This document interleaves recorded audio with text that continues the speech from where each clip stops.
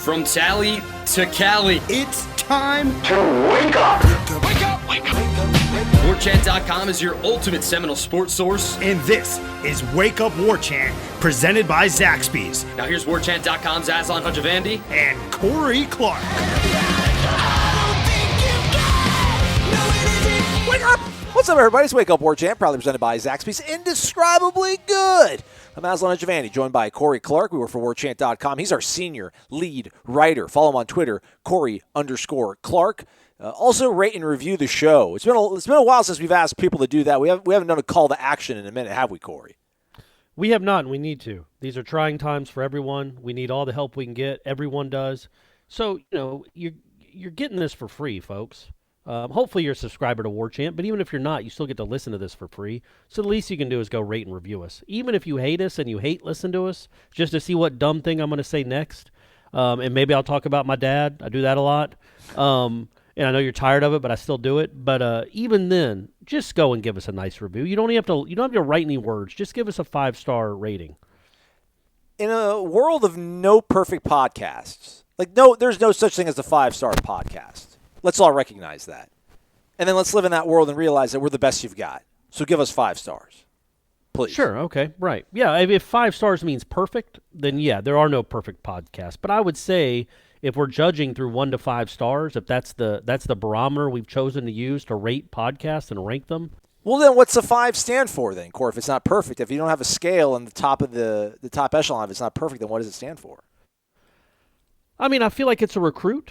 Like, I don't think Dalvin Cook came in as a perfect player, but he was still the best of the bunch. He still, I don't know if you remember this, he had some fumbling issues, but he was still a great running back, the best, he's as good as that class of running backs was. I think you rate us that way when it comes to podcasts. We're going to trip up here and there. We're not going to be perfect, but we're still incredible. We're incredible value, number one.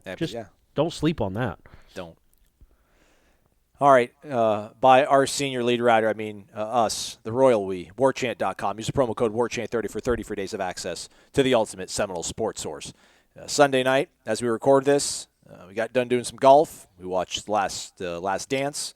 It's Last Dance, Last Chance for Romance on Warchant.com for Seminole Madness. We have our Final Four picked out, Corey, and as I slapped the video together after we got done golfing, before Last Dance started. So we golfed, I rushed home, slapped the preview video for the Final Four Seminole Madness together, then watched 2 hours of Last Dance, and then now we're recording this podcast. It's like one of these things is not like the other. The Final Four is set. It's Chuck Ward, it's Deion Sanders, it's Ron Simmons, and Pete Boulware. Yeah, I mean, who are you saying the one's not like the other? Are you saying Boulware's not like, or Ron Simmons? I think so. I think Peter Boulware. If you would have told me, they were going to have this 64 player. It was a 64. Yeah. Mm-hmm. And I'm not trying to at all dismiss the greatness of Peter Boulware. I mean, that 96 season he was an absolute nightmare for opposing offenses. He was maybe as important of a playmaker as you can have in defense, although he wasn't in that bracket. He was in the lineman bracket. So I guess maybe I should look at it through that prism, like not necessarily he's the top 4 out of 64 all-time Seminole greats that we picked, but he was put in this one venue, this 16 human being great Seminole bracket that was just offensive lineman, defensive lineman. He's the cream of that crop, so he rose to the top of it. Yeah, I would think I guess I see what you're saying, although you didn't articulate it at all. I think what you're trying to say is the other 3 guys. They're amazing. Charlie Ward won a national title. Spearheaded your quarterback, Heisman winner. But Ron I think Simmons. you could make an argument. In fact, this is a little promo for the video we have coming this week. The war chatting of the 1980 Pitt game with Bobby Butler, where Bobby Butler says that he thinks Ron Simmons is the most important recruit Bobby Bowden ever had, and then I think Deion Sanders is the most important recruit he ever had. But maybe you don't get Deion Sanders without Ron Simmons. Maybe that class that made Florida State like a power, a nationally relevant program, the Ron Simmons, the Bobby Butlers, Keith Jones, Monk, all those guys that made them a nationally relevant program. Maybe Deion doesn't ever go to Deion and Sammy Smith don't go to Florida State if that hadn't happened 5 or 6 years before.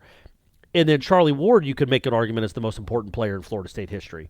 Not only because he won the Heisman, he won the national championship, he was the first African-American quarterback, but he also showed that, Florida State will let you do whatever you want. They'll let you be a point guard on an Elite Eight basketball team and still play football. So in, let's say, 18 years later, when there's this hotshot baseball/football player in Hueytown, Alabama, maybe the fact that that's happened before in Florida State history, maybe makes it Florida State even more appealing. There's a lot of layers to those guys, those three, Charlie, Ron Simmons, and Deion Sanders. Peter Boulware was just a badass. But it's not like he was a Mount Rushmore type player, you know what I mean, because of his importance to the program. He was just an unbelievable talent. Is that what you were trying to say, you think? Well articulated. Okay, there you go. I tried. But Boulware was incredible, man. He had 19 and a half sacks that 1 year. Yeah. Which actually I think broke Ron Simmons' record, if I'm not mistaken.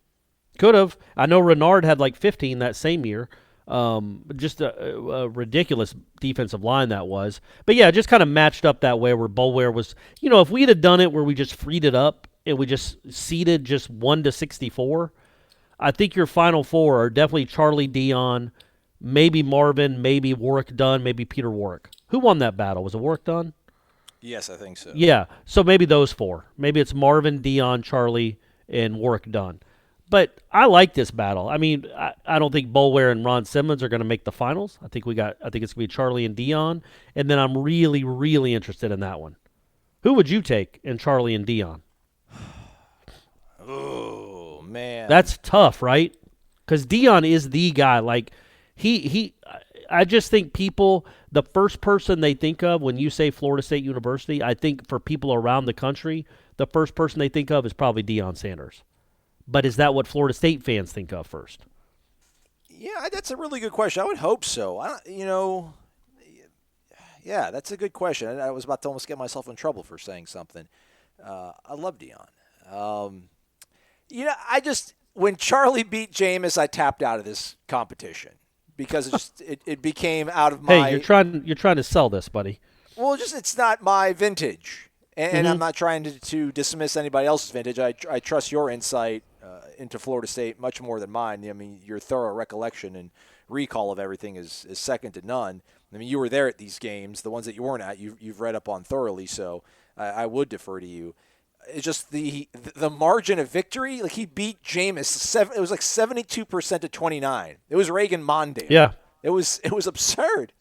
And I understand. And listen, I was a Jameis Winston defender, for better or worse. But his NFL career, I will not be a party to that. I will not be your Huckleberry Tampa Bay Bucks fans or Jameis Winston fans or whomever. The record is quite clear of what he did in Tampa. But, I mean, what he did at Florida State, and I went on the show and talked about Warwick Dunn and all of his great deeds and Anquan Bull and all of his great deeds and what that means to, be a Seminole as an all-time great. And Charlie's reputation is absolutely immaculate. And I don't want to be prisoner of moment, but 2013, what he did was amazing. And then 2014, in a whole different way almost, it was a whole different sort of – it wasn't the dominating just evisceration of any defense that was put in front of him. It was this – I am no longer interested. Who knows where his head was, but I'm still going to fight back and win, 13 out of 14 games and get my team to within one game of the national championship. Yeah, it was like their careers were in reverse. Charlie obviously really struggled for a big part of his junior year, his first year starting. He threw 8 picks in 2 games. I think he finished with 15 or 16 interceptions. And it wasn't until those last 3 or 4 games where it was wow, the key was he was unlocked.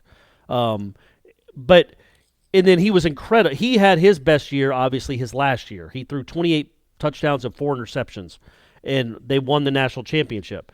Jameis's best year was his first year, and then he kind of devolved into a turnover machine. And I say devolved very, very loosely. He was still one of the best players in the country. He was still the number 1 pick in the draft. He still won games with his right arm. But it was different. It wasn't the overwhelming season that he had in 2013. And maybe that had something to do with it, that Charlie's best year was his last year. Jameis's best year was his first year. Then he became not a turnover machine, but close. And then his NFL career happened, which, again, we say it. We're not talking like Ryan Leaf. Right. This guy's not a bust. He's been in the league now for 6 years. He threw for 5,000 yards last year.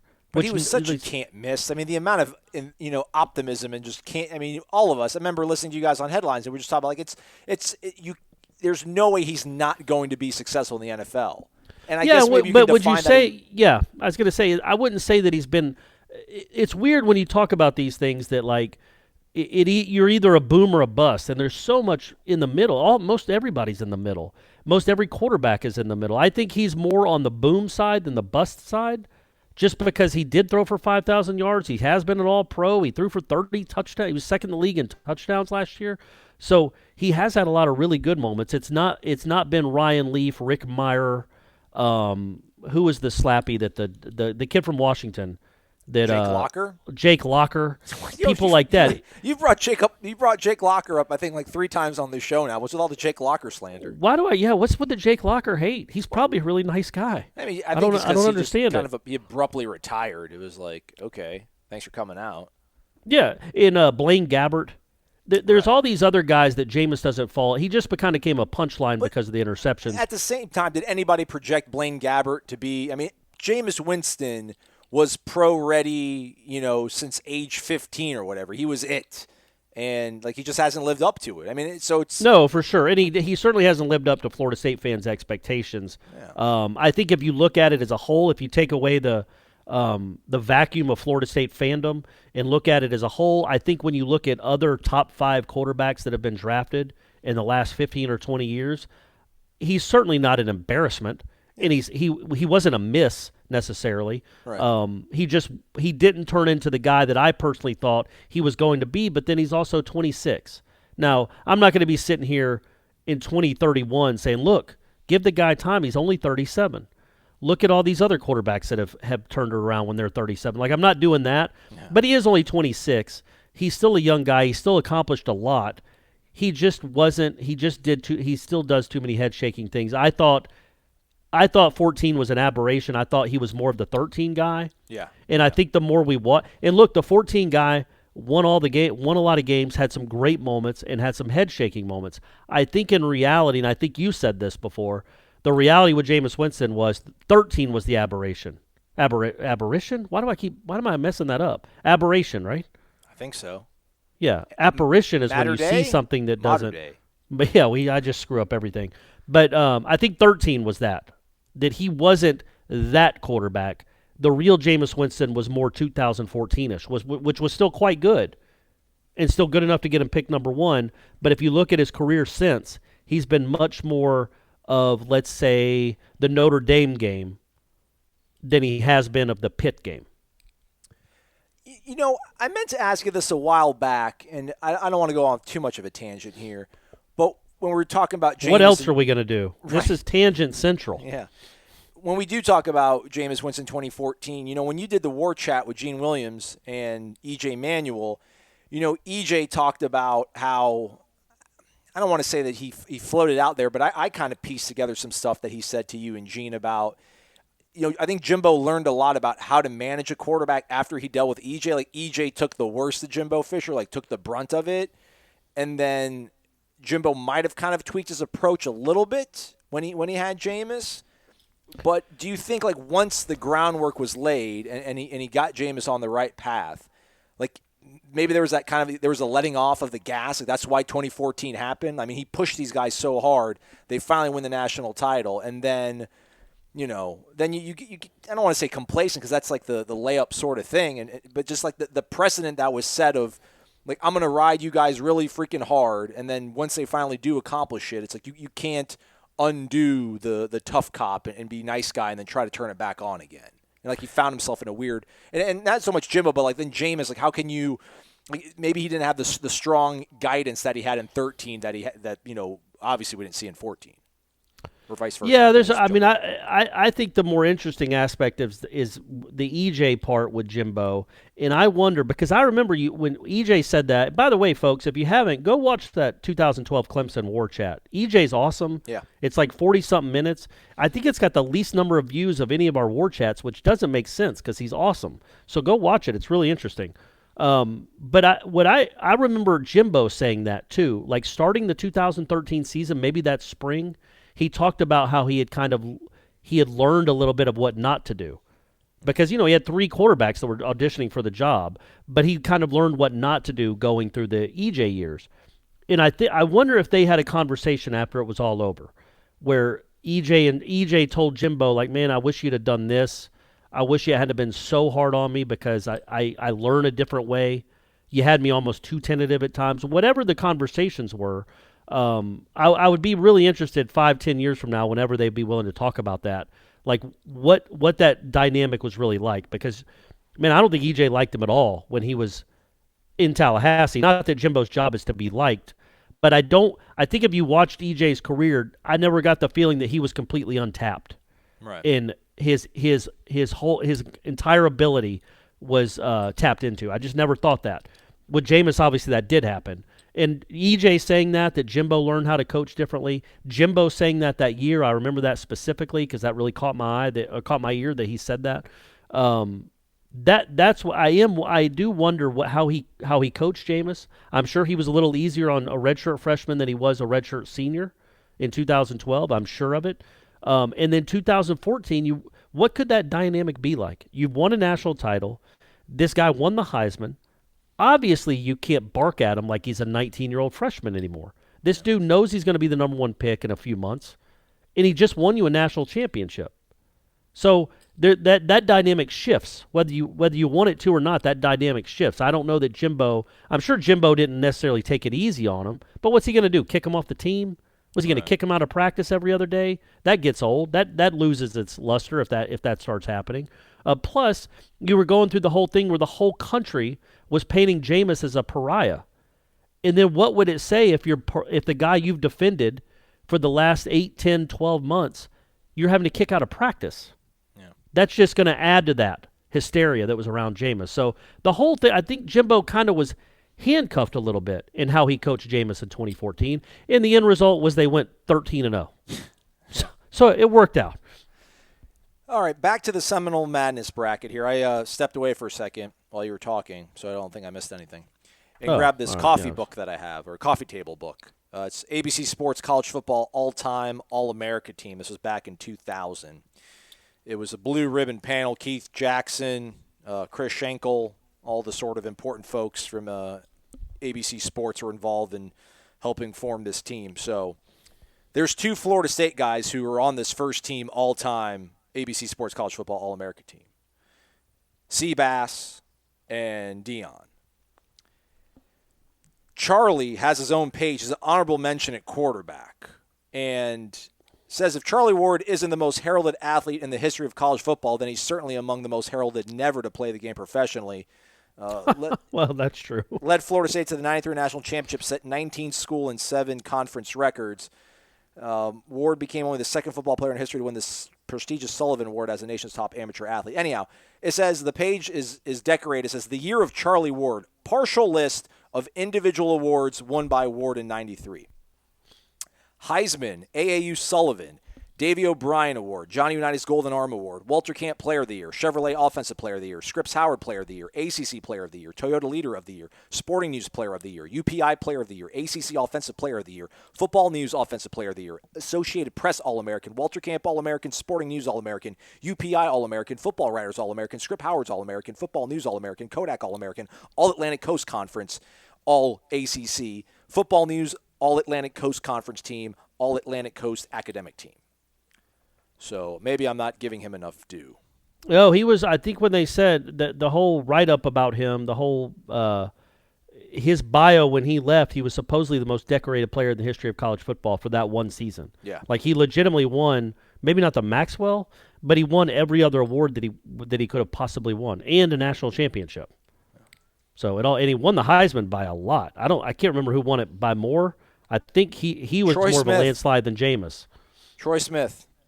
Literally, I'm pretty sure. Unless I think maybe Burrow reset the mark. No, I was just talking between Jameis and Charlie. I don't know who won the Heisman by a larger degree. I think it was Charlie though, because Charlie was like, I think Heath Schuler in who. But there's a bust for you. Heath Schuler and then David Palmer, maybe the guy from Alabama. They're kind of Peter Warrick-ish type guy. I think those were the only 2 guys that were in New York. and they didn't have a prayer. Wait, no, David Palmer was their quarterback, wasn't he? Well, he came in as a wide receiver, but they put him at quarterback, and they put him at receiver. They let him do and running back. They let him do everything. Yeah. No, he did win Walter Camp, Charlie. He did win it. Did he win the Maxwell though? I don't think he won the Maxwell. He did not win the Maxwell. So let me find out who won the Maxwell that year. The Maxwell, man, they did that with Jameis. They gave it to McCarron. Right. Well, I'm almost positive. Like they just want to be different. I think the Maxwell Award. Can you believe that though? That I think before Joe Burrow ran away with the Heisman this year, Troy Smith had the largest margin of victory. Yeah, that's ridiculous. They should have given that. He should have to give that back. Charlie did win it. They just didn't put it on this this list for some reason. Get it together, list. Yeah, Maxwell's a big deal. Yeah. And then, 2013, A.J. McCarron. Get some. All right.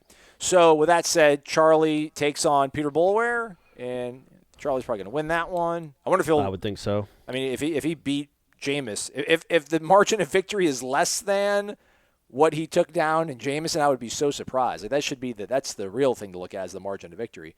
And then Ron Simmons and Deion Sanders. That could be closer than I think anticipate. Yeah. For the people that don't know, go ahead. Sorry. For whatever, I think for me, because of my age, I know Deion Sanders more for what he did in the NFL than what he did at Florida State. So I was going to say something about, in terms of what he did at the NFL, might have been greater than what Ron did for Florida State at FSU. But, I mean, Deion won the Thorpe Award and did all sorts of great things for Florida State and made huge plays for this team when he was at this university. Hopefully, a spin on Nation of Domination as Farouk gives Ron Simmons some extra credit. He was a two-sport guy too. Yeah. There's a bunch of two-sport guys in this one. Boulware is the only one that wasn't a two-sport guy. You got Charlie with basketball, Deion with baseball and track, and Ron Simmons with pro wrestling. And Ron Simmons, for the people that don't know, because it's a long time ago now, he was Bobby Bowden's first big recruit. He was from Warner Robins, Georgia. He was recruited by everyone. He was this mass of humanity, like 6'4", 235, something like that. And Bobby Butler said he was the second fastest player on the team, and he was a nose guard. And he was just a hulk of humanity. Just looked like, I think Bowden said he looked like he was chiseled out of granite. And he started for 4 years, was unblockable until his senior year. He kind of got banged up, but he still won a bunch of awards. He was the anchor of that defense that became incredible in 79 and 80. And he was the guy. He was the big name on that defense when Florida State was becoming a thing. Remember in the mid-'70s, they almost, I don't know how close they were to giving up the program. I don't know how much of that is an old wives' tale. But they had won 3 games in 4 years, or 4 games in 3 years. And then Bobby Bowden comes, wins 5 games. The next year, Ron Simmons' freshman year, they win 10 games. 2 years later, they're in the Orange Bowl. 3 years later, they're in the Orange Bowl again and finished like 6th in the country. That was Ron Simmons' heyday, and he planted the foundation for what came 7 or 8 years later. An enormous recruit, because you got to do that in the South, man. You've got to go and recruit against the big boys. We all know that now. We're seeing it now.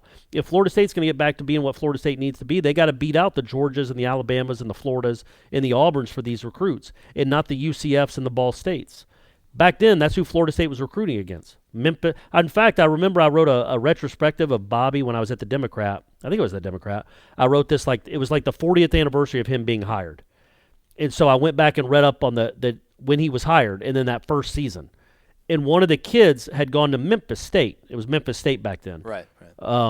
He had gone to Memphis State instead of Florida State, even though he was a local kid. And he's like, I wanted to go to a winner. When they were asked why he went to Memphis State instead of Florida State, he's like, I wanted to go to a winner. And it's like, think about that. That's where Florida State was in college football in the mid-'70s. And then Ron Simmons put them in play because he chose Florida State over almost everyone. Then all of a sudden other people around the South are like, wow, Ron Simmons went there? All right, well, maybe I need to start paying attention. Oh, well, they just won 10 games. Now they're in the Orange Bowl. And that's what started it. A huge recruit. So go and vote, everybody. Go to warchant.com. There you go. The members, they're the ones that speak on this one. Apparently Twitter, you guys are not educated enough or too young.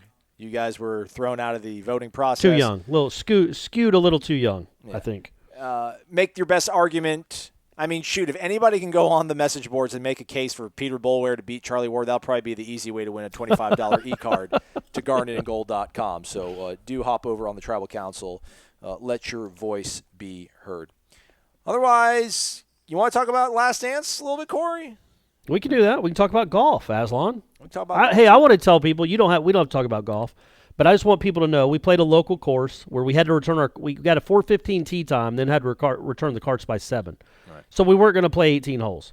We paid for 18 holes, though. We paid. You're right about that. We sure did. So on the 14th hole, which is our last hole, I'm set up in pretty good spot for me.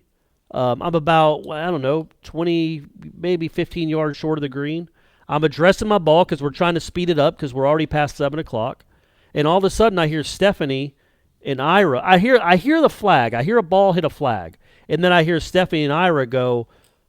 Stephanie just goes crazy and starts jumping up and down, and Ira even gets loud and claps. It's like, all right, Aslan, way to go. And then I see you like taking a bow or doing a fist pump. What did you do? Did you do like a tiger fist pump? No, man, I did a Joey Bats. I did like a Jose Bautista. Oh yeah, you flipped your wedge. Yeah. And just want people to know that Aslan holed out from off the green.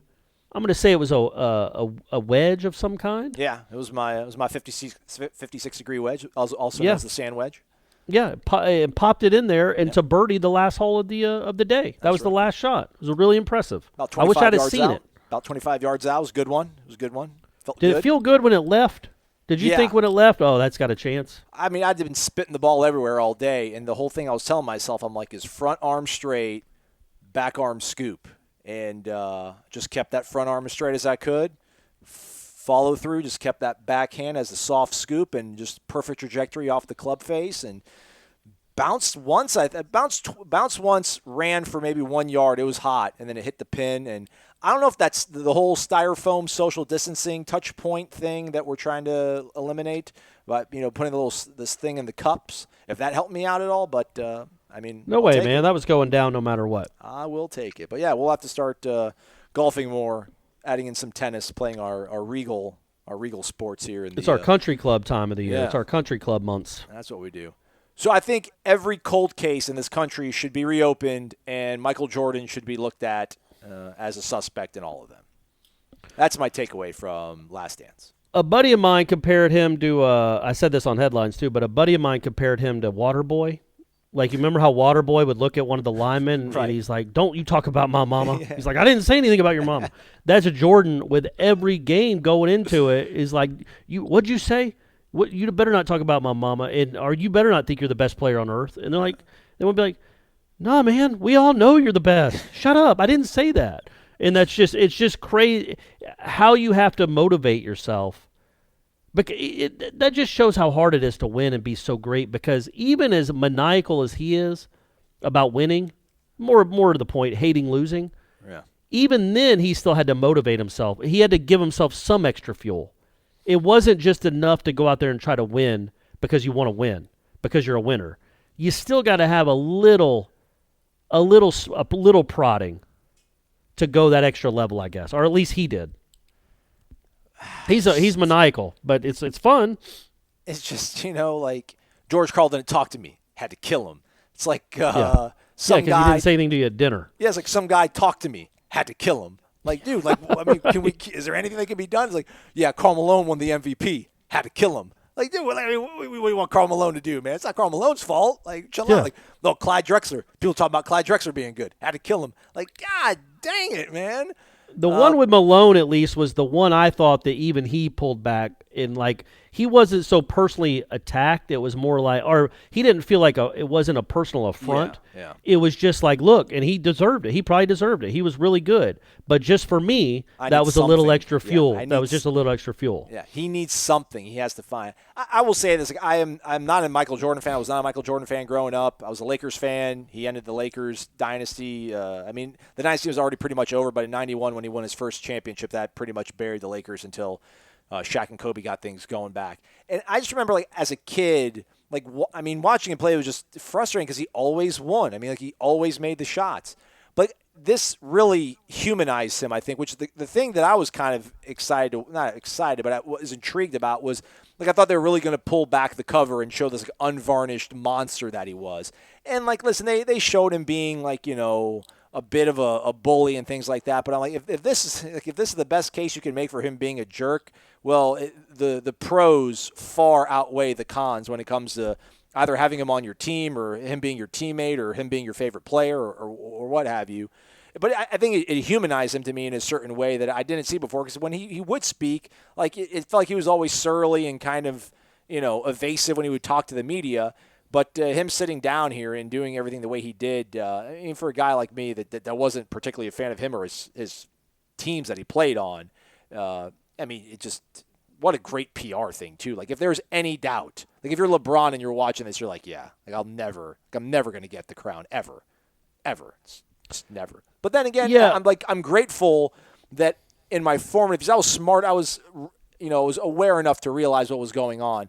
Like probably watched the best athlete ever, like the most dominant person in their sport, like major sport. I mean, you could talk about, I don't know, whatever, Rod Laver or somebody in tennis, probably won more majors or whatever. But like, we got to live through it, man. We lived through the golden age. We saw the best guy ever. Well, and I thought there was a chance that, or I didn't think that there was a chance. I knew there was going to be no chance. Boy, I said that really well. That anybody would even come in the conversation with Jordan again. I just never thought that was possible. To me personally, LeBron is at least in the conversation. Absolutely. I would not say he's better than Jordan, but I'm also of that time and era, and I saw Jordan play a lot. And I just think Jordan his body control at that size is something that I've never seen since. LeBron kind of reminds me, he's much more skilled, but like he does so much more because he's just the brute force of like a Shaq. Where Jordan was like sinewy. There we go. Lithe, light. Like, he did it differently. It was he was more poetic, as Leonardo DiCaprio said in that documentary. That was cool to see Leo. Leo was high out of his mind. Leo getting a cameo, right? Leo, oh, man, it was poetic what you did out there, man. Like, easy, Leo. Easy, man. We still know you as the guy from Growing Pains in '98, right? So what's crazy, and I don't want to bring this show down, but when Kerr was talking about his dad during that I think it was the first hour. The penultimate episode, right? Exactly right, the penultimate episode. His dad was assassinated. I think they call it, I'm looking it up right now, the Shia Lebanese militia is who killed him, who killed his dad in Lebanon. And the only reason I'm bringing this up is because the worst heckling in the history of sports happened later that year, maybe 2 years later, when Kerr was still at Arizona. And I just say this to say that we got to just be nicer as people, for crying out loud. But just to show that college kids have always been just complete idiots. But it was before an Arizona State game. Steve Kerr is warming up probably 30 minutes before, and the Arizona State students start chanting SLM, which is the initials of the militia that killed his dad, that assassinated his dad. And I remember hearing that story at the time, and then I also read it in a book. And you think, like, where does the humanity? Where do you lose humanity just because of sports? And I know those kids are dumb. I know all of them that did it regret it. I think most of them did. But you just hope in the moment, man, that you can have enough humanity. And maybe there were people around them. Maybe it was only like 8 or 10. I know the way it was written up, it was like a huge section of them. Right. But maybe it was only 8 or 10. But you just hope people around them would be like, no, man, that's not cool at all. That's horrific that you would make fun of his dad being assassinated. So anyway, I say all that to say that I love Steve Kerr. That dude is just awesome. I didn't realize he had so many big moments in the Pacers series. Yeah, right? Yeah. Isn't that crazy? Had you ever heard that story? What about him getting heckled? Yeah. Yeah, you mentioned on the show like a year and a half ago. Oh, geez. Never mind. There you go, folks. You're welcome. Yeah, it's on the LA Times. He was even quoted as saying that actually it happened to me one other time before, a couple of years ago, also at Arizona State, but that time it was just 1 or 2 people, so it wasn't noticed much. Saturday, it was about 10 or 15 people in unison. When I heard it, I dropped the ball and started shaking. I sat down for a minute. I'll admit they got to me. I had tears in my eye. Shouts of PLO, and your father's history by a small group of students caused Kerr to sit down for a few minutes. And that was 1988. So. And he, I think in that game he went 6 for 6 from 3. That's what it said. That's what I thought. Yeah. Fifth-year senior made all 6 of his shots from three-point range, finished with 22 points as he led the number 3 ranked Wildcats to a 101-73 victory. So suck it, Sun Devils. Yeah. ASU, their AD sent him a letter of apology after that too. So Yeah, but I mean, I guess you can't. But if I was running that school, I would almost want to find out who did it and expel them. you would now if it happened. If it happened today, that's absolutely what would happen. But I think I would have done it even back then because it just makes you cringe to think about somebody getting assassinated and you making fun of them because you cheer for another school. Anyway, that's not what this show is about. It just reminded me of it when they brought up his dad. All right. What else can we talk about? Corey, let's talk about recruiting. You like talking about recruiting, don't you? I do. Absolutely. We kind of talked about it, so this is going to be bashing over the head unless you have any other MJ thoughts, last dance thoughts, last call for your last dance thoughts. No, I just thought it was good. I thought it was really well done. 10 hours might have been a bit much. I thought we were going to see more of the 98 season, like the behind-the-scenes stuff. And I don't even care about him screaming at his teammates, although that would have been cool to see him just losing his mind. Right. But I guess these last two we saw more than we had. Like, it seemed like it relied more on the night, especially the Pacers and the Jazz series. Right. Seemed like it relied more on that footage. But I just wish we kind of would have seen a little more of that. But no, nothing really enlightening or earth-shattering, but I just thought it was cool, man. It reminded me of my childhood. What would you trade to have Michael Jordan as an alum for your favorite school? So, like, what would you, if you're a Georgia fan, or if you're a Florida State fan, like if I was, would you give up Deion and Jameis to have Michael Jordan have been to Florida State, done everything he did in the NBA, and had the same? I mean, he won a ring in North Carolina, right? He did, yeah, as a freshman. So maybe that's a bad comparison because we really value football much more than we do here. Maybe Deion and Jameis is a bridge too far, but like Deion would have to be in the trade, right? Like, I mean, like North Carolina fans would be like, all right, yeah, we'll take Deion and Rashad Green for MJ. No offense to Rashad. If you're asking me what I would give up for Michael Jordan to have been drafted by the Hawks, probably a testicle. But for Florida State, I feel like Deion Sanders is like that's Florida State's Michael MJ? Jordan. Yeah, and football is more important to the fans of Florida State. So I don't think there's anything that Florida State fans would want to. Number one, he'd have been at Florida State and from '82 to '84. They weren't going to win anything with him. But also, I don't think you want to give up some of your football history for a basketball player that was awesome, but you didn't win anything with him. Even as awesome as Michael Jordan, the all-time great. Well, I'm just saying you would get what he did at Chapel Hill in Tallahassee. So you would get the one ring. Like you're guaranteed. I don't know, man. I don't know. I don't think you trade Deion for Michael. I don't. Because I think Deion. You wouldn't even do it heads up. You wouldn't even do a one-on-one. Look at you. All right. Way to stand your ground. I think Deion was so important to the program and what he meant for the program, and he's the reason that guys started coming in waves, and Terrell Buckley came, and Corey Sawyer came, and I still think Deion resonates even today. I know Michael does too. But no, football school, you don't trade the best probably you ever had for a basketball player. I don't think. He's the best basketball player ever, though. Would you, speaking on behalf of the Athens delegation, would you give up Herschel and David Green for MJ? David Green? Now that the 83 Georgia team actually beat Jordan. Or Eric Zier? Maybe Eric Zier? Eric Zier. No, you're not giving up Eric Zier. No way, because he's the radio color analyst now. Oh, so who would be doing that if not for Eric Zier? Michael Jordan's not doing that. What is he going to call a Georgia football game on Saturdays? No. So no. I don't know that. Like, I mean, I know it's a big deal that Jordan went to Carolina, but that's also Carolina. Like, I don't know if Jordan going to a football school. Like, are Texas fans like? Does it really, really matter to them that Durant went there? It's MJ, man. You can't compare MJ to Durant. What's Durant got? One ring? Well, two, right? Two. The NBA Finals, both. Yeah, I mean, Durant's going to end up being one of the top 10 or 12 players of all time. He's at least, somewhere near MJ's the best Jordan's ever. Neighborhood. There's nobody else. Like, there's nobody in the NFL. Yeah, but I just don't think it. I don't think it would matter. I just don't. I don't think it matters to a football school. Okay, that's fair. It's fair. Just, trying to kill a few minutes. Let's get back to talking about recruiting. Let's do it. Get back to it. We never started.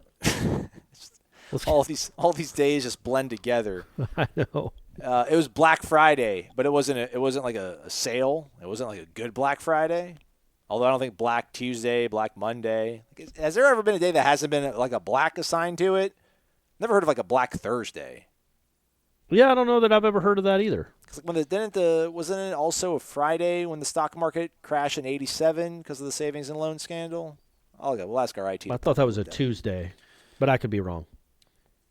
Yeah, I mean, I'm being a little bit dramatic here, obviously, for entertainment's sake. But I think there was 4 offensive linemen kind of on the board for Florida State, or at least 3 for sure. One was a grad transfer from Northern Illinois that's actually from St. Thomas Aquinas, or he went to St. Thomas Aquinas school. And he's a center, which, Florida State could use some help there, perhaps. And he transferred to Temple because Temple's coach used to be at Northern Illinois, Rod Carey, who I think actually was he the full-time coach for Northern Illinois when Jordan Lynch and the Huskies came down to Miami for the Orange Bowl? And said that he didn't really say what he said and blah blah blah. Yeah. So he went there, and then a pair of kids from Ocala Trinity, I think it's called. One of them was already kind of leaning towards Auburn, but Florida State was in play, and then the other one, I think there was a belief that Florida State was in the lead for. Those kids both committed to Auburn.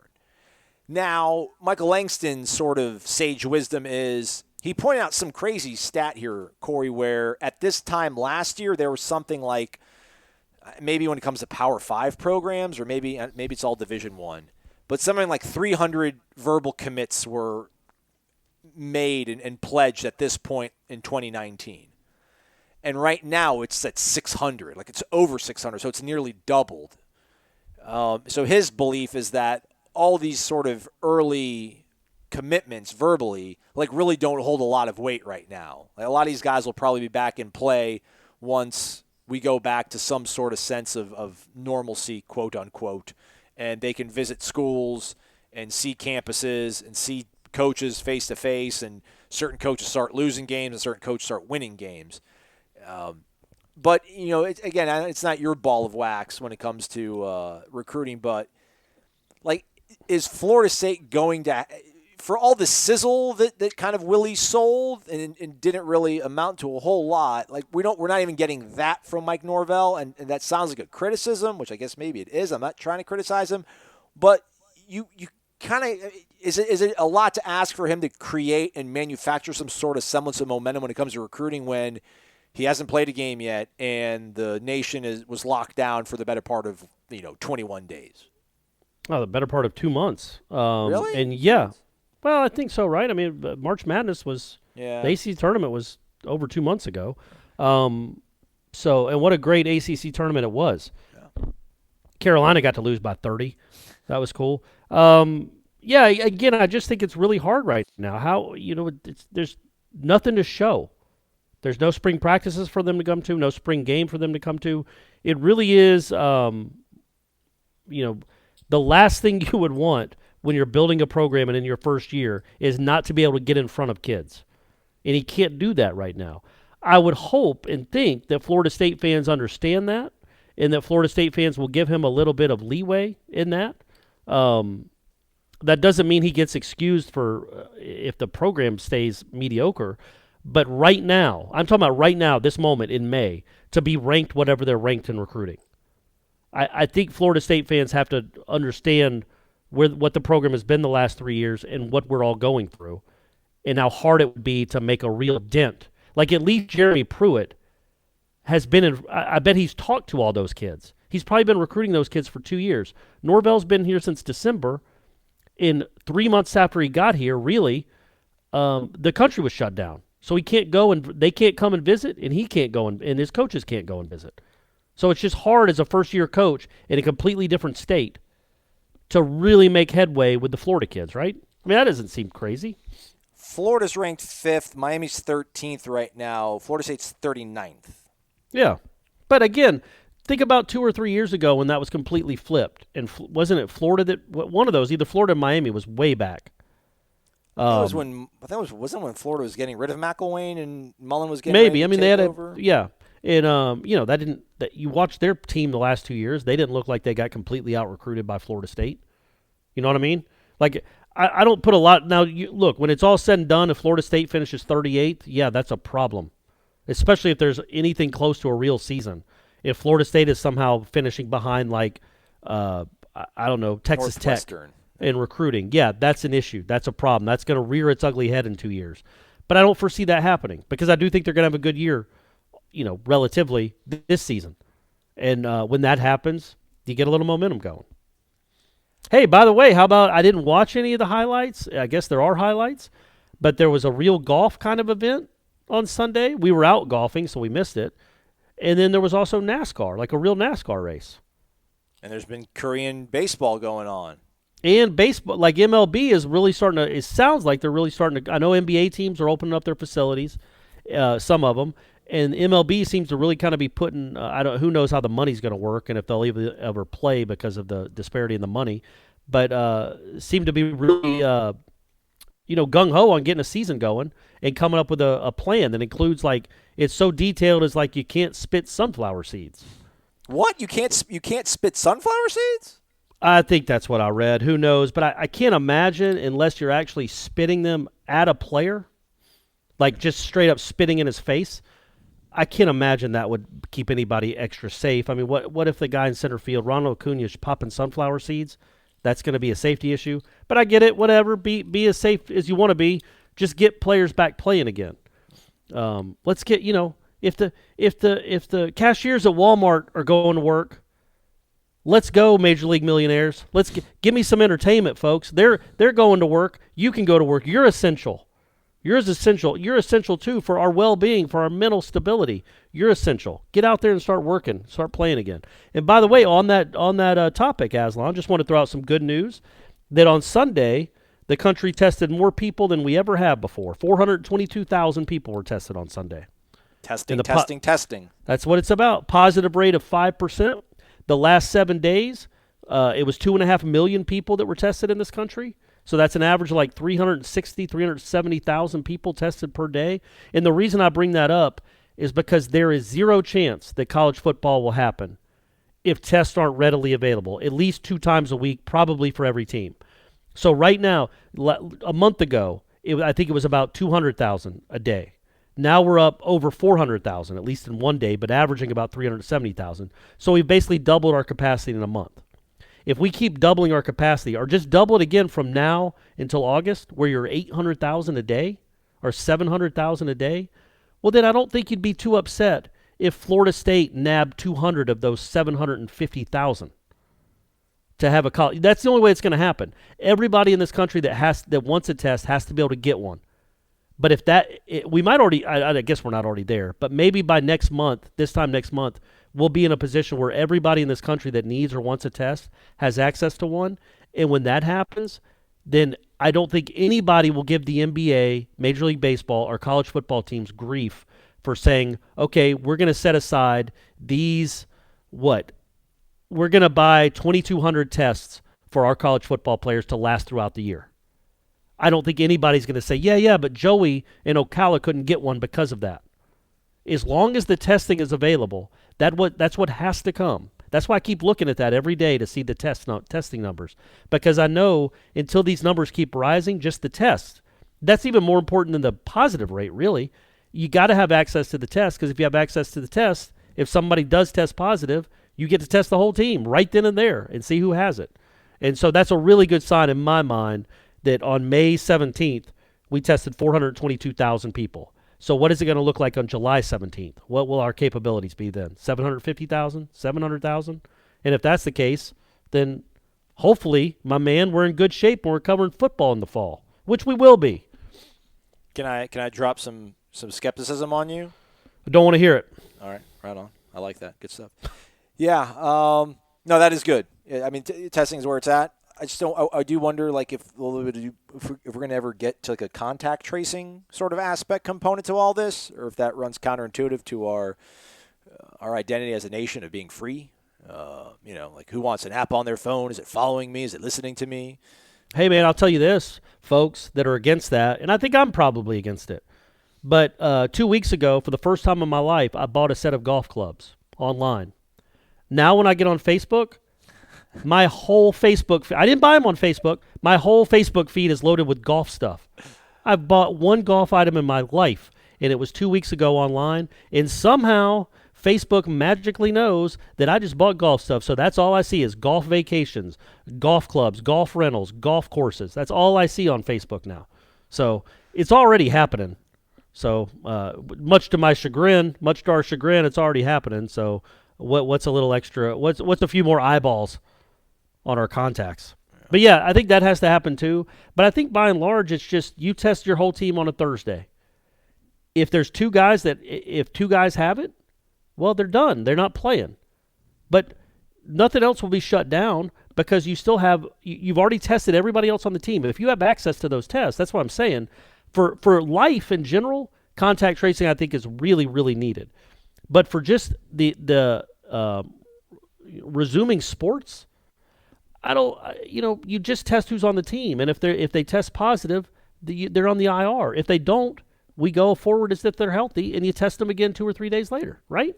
Do you think they'll tell us if somebody tested positive, or will it be one of those things where we're with the binoculars looking at the first team offensive line and warm-ups, and it's like, oh, hey, player X is not with the first team, and at practice this entire week we saw him with the first team, and he's not dressed.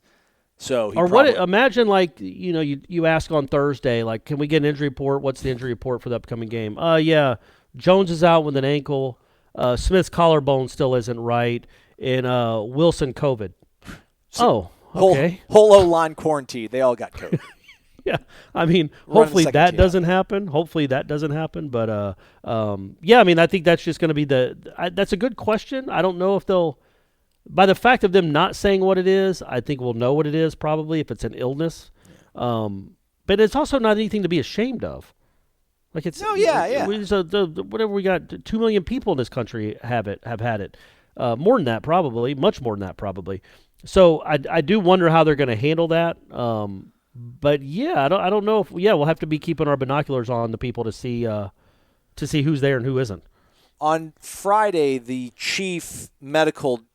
I'm trying to find his proper title here. Now I'm going to lose the spot I was at in the actual article. But the NCAA's chief medical officer was telling USA Today, I mean, to your sort of point about the capacity of us testing, he was talking more kind of about the technology, the accuracy, the variety of tests, that we expect the testing to change even more considerably over the next 30 to 60 days in terms of kind of the speed, the ease of the test. They can do saliva tests, so they won't have to do the swab up everybody's nose and all that kind of crazy nonsense.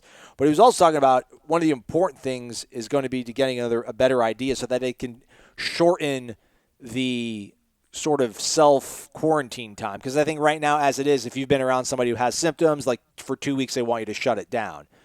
Well, I guess he's hopeful that by that point, they'll have to develop hopefully some sort of 5-day window. That way you don't bury an entire team, because it's like if you're if your left guard has it, probably your center or your left tackle is going to probably have it too. But so you say that, but they will all be tested, right? So if your left guard has it, you immediately test everybody around him and see. And if they don't have it, then they're not going to get it as long as you quarantine that left guard away from all of them. Because I know you can be asymptomatic, but I don't think that means that you would test negative on a test. If you have it, you have it, whether you're asymptomatic or not. You're not showing symptoms, obviously, but I still think you would test positive. I think that's what Rudy Gobert, right, or Donovan, one of them tested positive and showed no symptoms. Right. So I think that's what would happen. I think the one concern you would have, like you said, is all these guys. Unless you test every day, which maybe that'll even be feasible. You can't test all the students, but frankly, the students aren't as important as these football players. And I'm being serious. We're all adults, right? But if I don't know that it's feasible to test every player every day, but what you worry about, it's not. No, it's not. Is one kid, gets it on a Monday, and then you don't test till Thursday, well, then maybe in those 3 days you're going to find out your whole offensive line is infected. Yeah. That's the one issue. To your point, he says, quote, the other thing as we're sitting here right now, and this was Friday, if you're going to have a football game, before the game starts, all the people in the inner bubble, now he broke this up into an inner and an outer bubble. An inner bubble is pretty much coaches, players, support staff, and then your outer bubble are, the people that help run game day operations and things like that if you're going to have a football game. So all the people in the inner bubble, that is your players, your coaches, are going to be tested. That doesn't mean that those individuals won't test positive on Monday, but if it means that day it's the best you have, that increases the cost of your infrastructure of running a football program. But at least right now, that's the necessary stuff that we see. So, there you go, man. I'm pleasantly optimistic, cautiously optimistic that.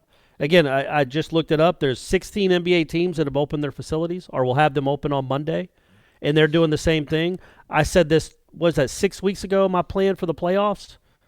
Now that we have this testing where it is, there's no reason you can't have playoffs. That's what is that, 16 teams? That's like 1,000 tests every couple days.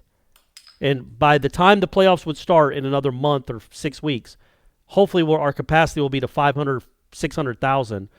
And that's 1,000 out of 600,000. I think hopefully that's plenty of tests. Nobody's going to be in want of a test because LeBron had to be tested. So I think we're moving in the right direction, man. We're moving in the right direction. Well, then, if I'm not mistaken, aren't gyms opening up today in Florida? And I think that's true, guys. Restaurants getting ramped up to 50% capacity. So. Yep. Restaurants to 50%. Gyms are opening up. You can't do push-ups at home, but if you got to go in there and get a sweat, just, sanitize everything as best you can. And don't scream. That's the stuff, the exalting of air. By the way, that is like a big deal. That's the thing. They say that one church in Washington where like 30 of the chorus members got it, it's because one person had it and they were in the chorus and they were all singing. And when you sing, you exert all that air. You exert all those particles. So if you're in the gym grunting up your sets at 225, maybe cover your mouth or you don't do that.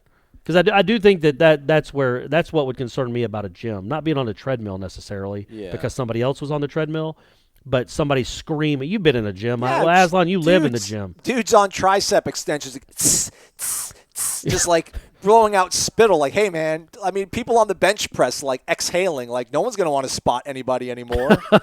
That's true. So, and you talk about like breaking a sweat, dude. Like the fact that I work out outside when it's 86 degrees, I sweat.